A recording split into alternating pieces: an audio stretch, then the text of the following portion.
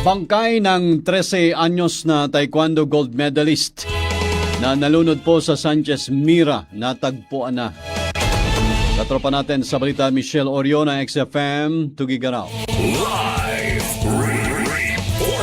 report. Natagpuan niya kahapon ng umaga, Mayo 13, ang bangkay ng isang 13 anyos na binatilyong nalunod sa karagatan ng Sitio Carrillo, Barangay Damang sa bayan ng Sanchez Mira. Kinilala ang biktima na si Ramdolf Salvador, isang gold medalist sa larangan ng taekwondo. Ayon kay Joviter Biado, Municipal Disaster Risk Reduction and Management Officer ng bayan, nadiskubre ng ilang residente ang wala ng buhay na katawan ng binatilyo habang palutang-lutang ito sa bahagi ng Barangay Masisit sa kaparehong bayan. Kinumpirma naman ng mga magulang ng biktima na ang natagpuang bangkay ay ang kanilang anak na unang naiulat na nawawala noong Mayo 11, 2026.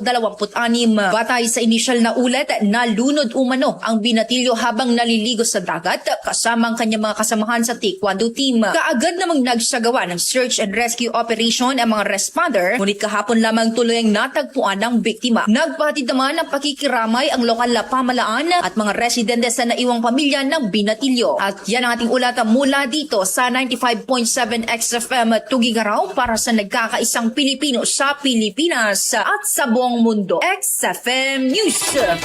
Cellphone Plus Gold, mapalit sa mga butika sa inyong lugar.